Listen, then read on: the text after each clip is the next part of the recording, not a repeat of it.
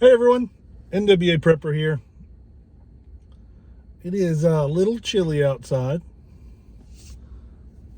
Not bad, but a little bit. And it is really brought to the light for those around me and kind of myself that you never know what the weather's going to be tomorrow.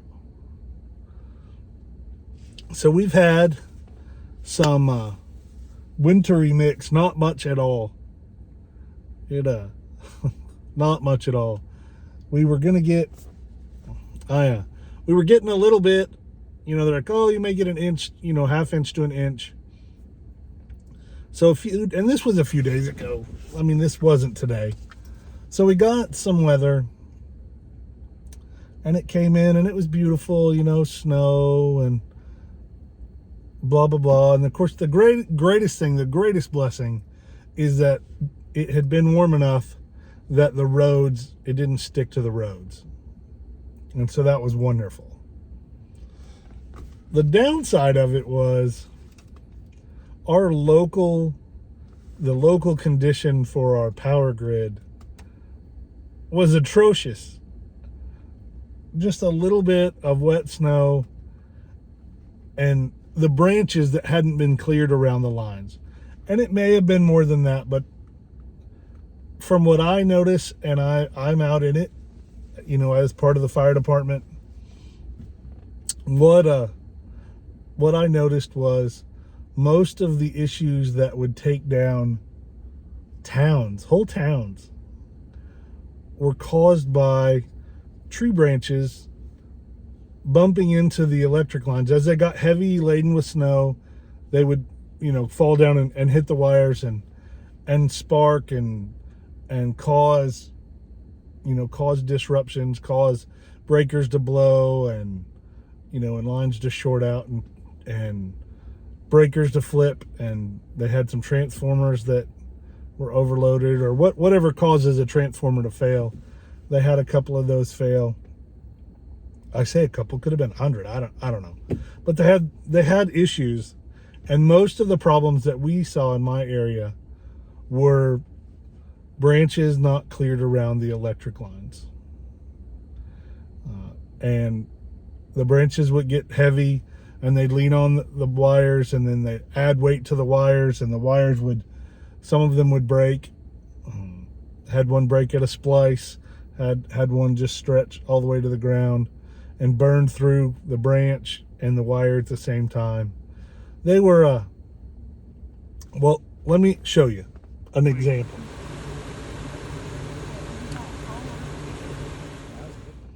So there were, and that was just a small branch the size of my pinky or my thumb, just sitting on a power line.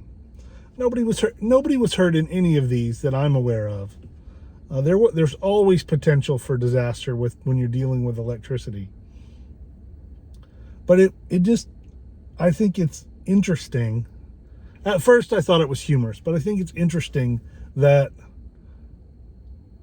one short-term weather event significantly impacted our power grid. Just in my part of my little town, we were without power for 5 or 6 hours. We weren't. And several of my neighbors weren't as well. And I did have to get up and go out and start the generator, which I learned there were lessons, and I'm going to make a video about the lessons on that. But I think a lot of it could have been avoided had the tree limbs been trimmed back around the local power. And I don't know that if they have someone that comes and looks at that, or if they wait till somebody calls and requests that, or what, I don't know how that works. So if you're in the electrical industry and you know how most companies find out they need to come trim the limbs around their lines, let me know, because I'd like to know that.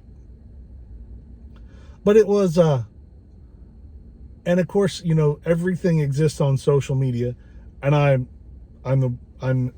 I'm on social media of a kind right now. So it was fun. It was fun for several reasons. Number one, I knew it wasn't going to get cold enough for everything to ice over. The roads were clear, so I know if somebody called for an ambulance or they needed to go to work or something, they were going to be able to do that. So the conditions for safety were, for the most part, as safe as it can get, right? So I wasn't worried about that. I was just thinking it was humorous about the reactions people had to, oh my gosh, we're without power. It's not, and it was cold. It was cold enough to snow, but it wasn't cold enough. We did not connect our furnace to the generator, and it did not get cold enough to make my daughter's lizard uncomfortable. It stayed above 60 degrees the whole night, and the whole I guess the power came back on about 5 hours later, and then of course then the heater kicked on. But people were freaking out like it was the end of time. So take a minute and look at the conditions of the electrical lines around your home or your homestead, and if you think they need taken care of, it's certainly not something that we should do. Being in close proximity to those lines is a professional required. You need to be a professional and have the proper equipment. I have watched people die. I have watched people get electrocuted and die because they try to do it themselves. So find out what the process is.